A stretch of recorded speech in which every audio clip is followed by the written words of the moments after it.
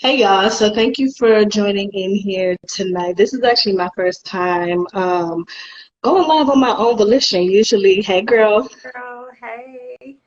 So usually I am a part of somebody else's live. This is my first time doing it on my own. But I'm excited to do it with my best friend, Yemoja. So we've been friends for over 20 years now. And every time I think about that, I'm like, I don't know how, because we are complete opposites. In every However, what you said? in every way. In every way. However, the older we get, I think we both realize the benefit to that being such opposites. And so, in thinking about just life in general, um, Yemoya is somebody who, well, I'll just start with myself. I'm somebody who very much enjoys comfort. I think Yemoya is somebody who's very much okay with not being comfortable. So when we were talking this weekend, I wanted to have a conversation about her journey with starting her own brand, which is also part of leaving behind the comfort or certain stability of being employed. So thank you for joining, having this conversation. I'm gonna give you a chance to just kind of start out saying a little bit about yourself and what your career path was up until a couple months ago. Sure. Well, thank you again for having me and really just being on this live. Honestly, this has been a topic that I don't really talk about because I'm still in the middle of it. So this is helping me as well. But it would have been 9 years this month with MAC Cosmetics. I started really my second job outside of college, straight into cosmetics. I knew I loved makeup, and I'm like, I'm gonna work for MAC. And so Hmm. I worked for Mac, and before you know it, and I think a lot of people can relate that you look up and you're in a career field, maybe the same specific job for like almost a decade. And it's like, wow, where did time go? And shortly before the pandemic, I had an injury, so I was out for a bit. So I had some time to think. And then when I got back into work, I was also going to school for cosmetology. So I literally had no days off. So when the pandemic hit again, it gave me a lot of time to think about some things. And that's what led me to now. Okay. So thinking about that, you were furloughed at like the top of the pandemic. And then you were given the opportunity to go back to your job and you said no, which I think is really interesting because most people, it's like, I want to, I'm missing revenue. You're let go unexpectedly, and you think the moment I get the chance to get a paycheck again, I'm gonna say yes. And you did the opposite. So tell me, like, how much thought went into that? And when did you kind of know, like, no, I'm not going back to that? You know, internally, I knew instantly. I think when you look at people, first of all, I want to preface with this. One of the reasons I don't lead with this is because I know there are a lot of people out there who have been furloughed and who have lost their jobs or who have had their pay cuts and are in a position where they would love to keep their job. So I'm sensitive to being understanding of that. And I know everybody's situation is different. But really, one thing that I've learned through this pandemic is you cannot see somebody's piece from the outside. Like that's something internal. And internally, I was so much more not okay with being comfortable than I was with trying something that I had absolutely no idea what was going to happen. And when I asked myself, what's the worst thing that could happen? And answer, because I talk to myself quite frequently, and I say, Yemoja, what's the worst thing that can happen if you don't go back? And it was get another job. Mm. Get a job. I'm not above, even if it's a job that I don't necessarily love, or if it's a job that doesn't put me back in the position that I was in, because I'm grateful for Mac and I loved Mac. I really did. And it taught me so much. And it wasn't even a place where I felt like I couldn't grow anymore at Mac. I just realized that to me, at this point in my life, time was more valuable than money. And with the pandemic, and I know we've talked about this before, losing loved ones, seeing people grow and change and relationships changing, you can't put a price tag on time. And I also believe that you get certain feelings for certain reasons. Like, I've been wanting to do cosmetology since I was in high school, and my high school didn't offer it. And Yeah. I started life coaching in 2010, and those waves kept coming back. But, I kept choosing comfort, like, okay, well, this is what's in front of me right now. And when I was given a choice to try something else, I'm like, what do I have to lose? So that's how I knew. That's how I know we so different. Because I'd be like, what do I have to lose? Everything. Right. Listen, I'll be honest, I will put my business out there. When I called to make that decision, like, that was the hardest decision I've ever had to make. And Mm-hmm. I didn't talk to anybody. Nobody knew that I was going to do that. And, Yeah. whatever you decide, for me, I know if I Googled, why should I leave my job? I would have found 100 reasons. But if I would have also Googled, why should I stay at my 9 to 5 and work on my side hustle on the side, I would have also been supported in that. So I Yeah. wanted to make sure that when I made my decision, I wasn't asking anybody for permission. I wasn't reading these articles. I wasn't, I was okay, um, really, to fail. I was okay to fail. That's it, period. If I Yeah. made a list of what could happen, and I was okay with each one of those. I may not say that here on the live, what I would have had to do, but I was okay with it at the end of the day. Okay. So I think about, a lot of people. I always say that I talk to people. Yeah, somebody say yes. Some decision you have to make on your own. Always best um, to go with your peace because you never know what the universe has for you.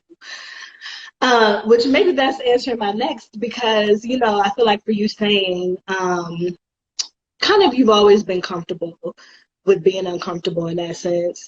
But I think a lot of us, and I'll say us, fantasize about the day you can be like, I'm done. I'll quit Hmm. that job. I'm not dealing with y'all no more, whatever. But what was the first moment where you had to live in that decision, where you were like, oh, I'm on my own right now? Should I be really honest? I'd like you to. Oh my goodness.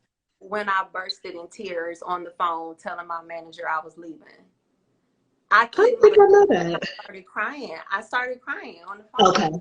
And I'm not too proud to say it. I started crying because it was so much emotion that I didn't even expect. Like, Hmm. I'm literally on my own. Like, I felt like I didn't know. Somebody's laughing. I felt like I didn't know what was going to happen next. But it's like, it was one of those things. If you can relate to where you've done something, and if somebody asks you why, you can't give a logical explanation that might Hmm. make sense to them. Yeah. That's what it was. And then maybe 2 weeks later, when I contemplated calling my boss and begging for my job back, that was another thing. Maybe I didn't do it, but I thought Okay. about it. I thought Okay. about it. So it's real. It's real. Okay. So tell us what TDB Dream Life is and what your business is now, what you decided to pursue. So TDB Dream Life stands for Think, Do, Be, Dream Life. And it's something that came to me back in 2010 when I just realized the power of my thoughts. And I really believe that whatever I think eventually turns into action. Like, even if I say I want something, but my actions don't reflect that, then something's off. Like, I believe my piece is off. Because if I say one thing but I do another, I'm missing some type of integrity and my piece is off. So I believe that when I think something and my actions are in alignment with that, then I become it. Like, that's it. I'm in flow and it's just natural. So that's where Think, Do, Be, Dream Life came from. And also the dream life part, when we're little kids, everybody's like, what do you want to be when you grow up? What are your dreams? Hmm. And at some point we just kind of settle. And I'll say we, but I just kind of was like, well, maybe I'll do that later, or that's not realistic. And it was just me wanting to get back to and coach others on how to really step into the life of your dreams and make it a reality, to where your dreams really are something that your reality exceeds now. You're living Yeah. it. And I So, know I'm acting like you just jumped out of plane like with no net, but the truth is also like you were planting seeds along the way. Like you talked about, you went to coaching school 10 years ago. You started that. You were in cosmetology school while doing your full-time job. Can you talk a little bit about preparation? Because I think that's a big point also. Like, again, it's a dream to just wake up, I'm walking out this job. But most of us cannot do that. So kind of talk about like planting those seeds in preparation for the opportunity, to walk away. um, well, I used to think that it would just be a side hustle for me and something that eventually I would grow into while I kept my full time job. And that just didn't work for me. Do I believe in that? I do. And I think that works for some people. But one of my biggest, maybe strengths and also opportunity, or some would say weakness, is that it's hard for me to give 100% to two things.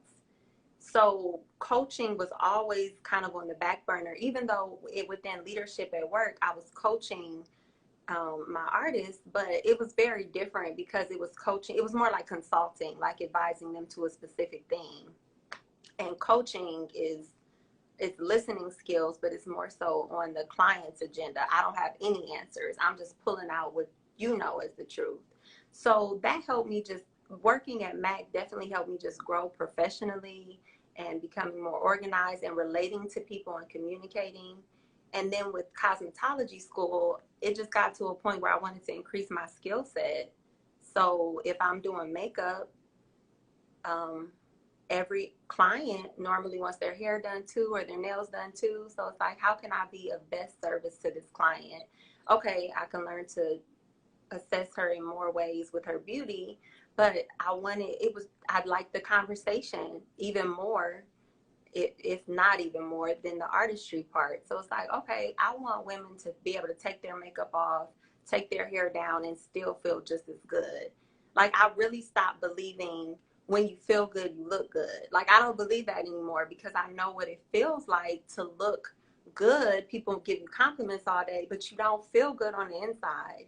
And I Mm, just want to take it to another level to combine the two. And that's what I'm working to do, but I'm still learning in that area and how to do it. okay. And I want to get into money in a couple different ways. We talked about this a little bit. Um, I'm gonna let you start at number one because you asked me the other day. So I always say like you don't care about money, and you were Oh like, my! I know, but Every you time said she says that, I get upset because that's not true. right. But I want you to speak to that. Like I say, you don't care about money, and you say money is not my why, which are two very different statements. So Mm. explain what money means to you, and how it factors into your choices. I know money is relative, but when I first moved to Houston, like just coming out of college, I just wanted to be able to support myself. I wanted to be an independent woman, pay my own bills, have my own place, all of that stuff. And I'm at the point where no, I don't. I've never had a lot of money, but I'm comfortable, and it's not my source of happiness at all. Like when I think back to when I was broke, and that's relative too, but like, just not having my own apartment, Hmm. I was much more happy. Like I had really fun moments. Like I just got my peace. Like I was good. And Yeah, then, it's what we call adulting. When you get more money, it's like more responsibility. Sometimes you're not as happy. You yeah, have more worries, and you're working to live. And money is something that really, for me, the more money I got, it never seemed like I had more.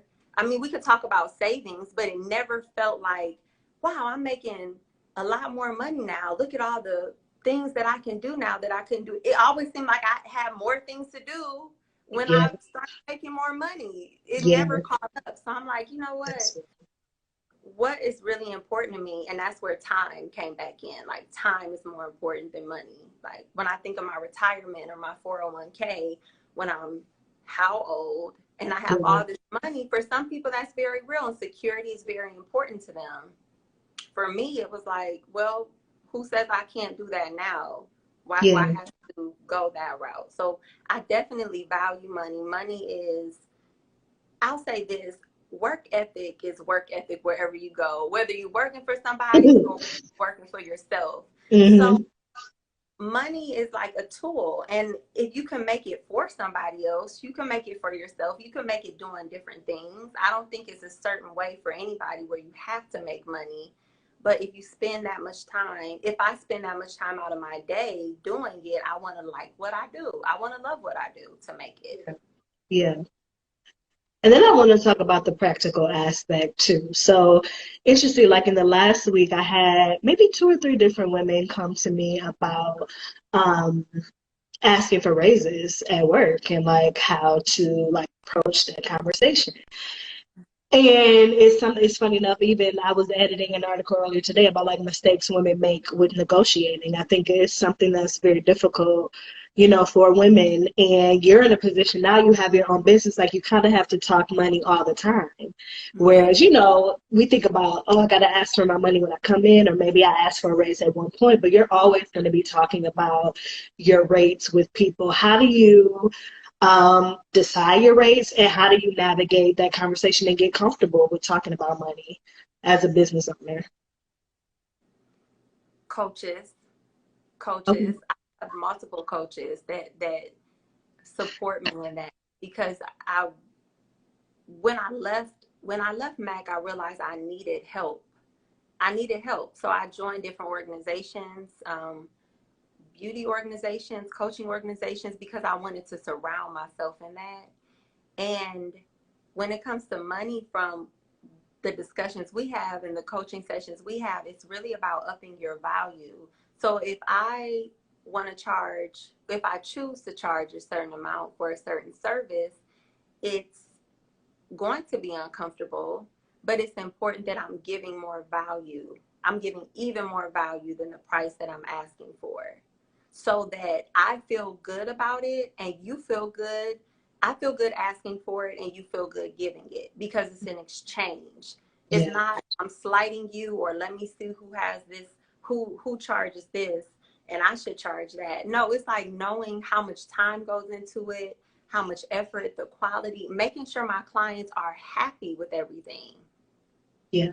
And when I know I'm giving value, it makes it easier to receive it. And also, as a life coach, if I have clients, I want to have a coach myself. I want to know how it feels to hire a coach, and pay a certain amount of money where you're like, is this worth it? I want to know what it feels like to put in the work that my coach is asking of me. So I made sure that I had that support in that way. Okay. Mm-hmm. I know you said you had some questions in reverse, so I'm gonna go ahead and let you ask if you About have anything? some. About anything? But I have some more for you if you don't. But go ahead. Oh, I had plenty. Just being with this platform, because you are first of all, can you tell, I know everybody on here knows you, but just to give a little bit of background about what you do you mind? Because I want to segue into that with some questions for Be Enough. Did you just Yeah, I'm an employee, and then I have, you knew that was coming. I'm an employee, and then I also am building out my own site, Be Enough, just a platform, really just based on the idea, believing you're enough is a never-ending journey. That's what it says on the site. So just a place to just talk about those moments where you question whether you're enough, and just talking about that in reality. Hey, girl. Okay. Well, my question is, being that your full-time job is a job where you're surrounded by conversations with women, with Black Hmm. women, about Hmm. empowering women, making women feel beautiful from the inside out. At what point was it for you that you're like, you know what, I want my own platform be enough to take it to another level? You know, I think it was when I've said this before, which, Veronica's on here now, but I actually think the same thing for your family. Like, you both come from very supportive families. I think who've seen like your talents that you have, who support them, who feed into them. And I remember I was at home one day just like, man, what if somebody told me I was enough? Like I come from like a hypercritical kind of family. So it was more emphasis on the fact that I sucked at math than I was good in English, and those kind of things just like send a message to you. And so I was just thinking about that. And I had been thinking about like, I need to have something for myself. And I didn't know what that would be. And so, yeah, I remember it was just like a weekend that I was just like, oh, this is what it could be. I just started drafting out things, thinking about different things. Um, and that's just a statement that comes up a lot. You question, are you enough? Are you good enough? Am I smart enough? Whatever. And writing, is my skill. It comes natural to me. Talking about my own experiences comes natural to me. So that's really, what led to that. I really want to ask you about being a writer. I know we've had these conversations, but to Go go a ahead. little bit more in depth, a lot of people have professions where people from the outside fantasize about, and they're like, ooh, even a makeup artist or a writer. It seems like, oh, a writer, it would be so fun just to write. You could write anywhere, you could travel, you could work, you could still Yeah. write. Tell us about really, because with both jobs, with Madame Noir and with Be Enough, you write, you interview, you Mm-hmm. manage, you lead. Like, when did you know you had a passion really for writing and just loved writing? I mean, I always journal to death. I could literally probably chronicle my whole life just from journals. So always taking those notes about things. But I thought I was going to be a PR specialist, and then I took classes, and I was just like, this is not me. Like, I'm not like a seller kind of. I just like to kind of tell you a story or tell you what it is, and you decide what you want to do with it. And so that was college, obviously figuring that out. But there had been moments, beforehand. I think of like my English teacher in high school, just being like, oh, you're really skilled in this area. Different stories. Like I liked writing. So I enjoyed that, but I would never take away from the experiences that I've had in my career, but I never got into it to talk to celebrities. I never got into it um, to try to be popular on social media. Like I always just looked at it as a service. I think it's so many people look at writing as like self-expression, and I guess I don't think about that. I think about it as a service to the reader. Like anything I write, someone needs to get something for this. If I want to express myself, I can journal. But if I'm going to sit down and put something on a platform for other people to experience, it needs to have a benefit to them more than it does for myself. Mm. And a lot of people, including myself, sometimes we read your articles and sometimes we watch your interviews. What's the biggest difference between the two, and which one do you maybe have a preference for right now? I mean, I enjoy getting to talk to people I never thought I would have a moment to talk to. That's what I would say I would never take away from, because I never even knew that could be possible, doing that. But it's different, when I think about just you have to be in the moment. You got to be ready in terms of doing an interview, like we talked about today. Like you got to know what you're talking about and be prepared. And you got to, some people are not forthcoming, so it's like trying to draw information out of them. I think I'm a person, people tend to feel comfortable talking to me about things, so that kind of helps me. I think of just like a natural kind of skill, but I very much like writing. I like writing. I like structuring stories in a certain way. I like putting something out there, and like I guess before social media was so crazy, it's just like it's out there, do what you want to do with it. Like I'm done with it now, have it, versus like back and forth dialogue. Some people like debating. I don't like debating. I'd rather write down my thoughts. I mean, if I get upset about something, Yes, Okay. but it's very few things I even care Passionate. enough about, yeah, to keep debating. But I feel like writing, like I've shared my thoughts here and I'm done talking about it, have it, and go on. Got you. You know I could keep on with these questions, so do you want me to? It's up to you. Well, I want to know would be enough. What is your vision? Because from the outside, it looks like there's, and I hear that you say your focus really has never been celebrity. You didn't get into it for that. But much of your content is celebrity, women, or just people that are well known. So, what is your vision for Be Enough as being a platform? And yeah, being a platform for Black women's stories? Yeah, I mean, I started it really just telling my personal experiences, and then it just became a lot. I felt like I was telling a whole lot. Most things I don't mind about, but I started to see people, and they're like, oh, I read that article. I think I wasn't thinking people were reading that much. And so it was some things that were just very personal. Um, and then life got a little messy, and I was like, I don't know. Some things I just didn't want to share as much. So it was like a whole 3-year break, before I was really writing anything. And then I mean, now when we think about I write all day during the day or edit, whatever. And that night it was just like I need to take advantage of the opportunities I have. You know that people care about celebrities, so that's not my primary interest, but it's other people's. And so if I'm gonna spend 20 minutes talking to this person, let me get something for my own site. Let me work on building something for my own next adventure, in that sense. So that's really what has gone into the revival of the site, just taking advantage of the opportunities that I have and trying to, capitalize on that. Okay. Yeah. I kind of want to tie that into money a little bit because I know that it filters into, like you said, you already have access to those celebrity women. If you didn't have access or if you didn't have the money or like the company of Madame Noir supporting that, what would you do with Be Enough if money was not a factor? If money was not a factor.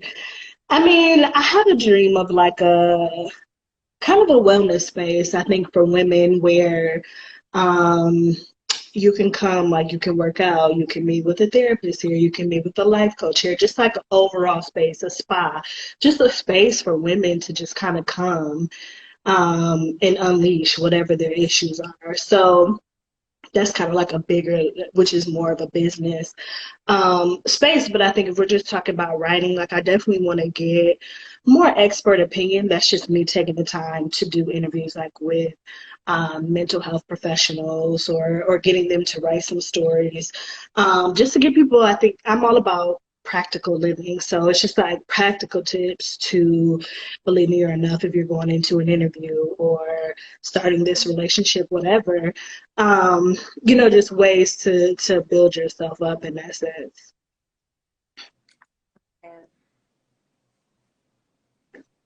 and That then it? well, no, but this is the last one until Okay. you tell me keep going. With the pandemic, I really do want to ask you this because as a writer, um, you do have a profession that you can work from home and still Hmm. do everything that you are doing mostly within your home, right? Hmm. With Yeah. job description. So, how has this pandemic affected you and your business, just you personally and your business? What's been the impact of the pandemic on you?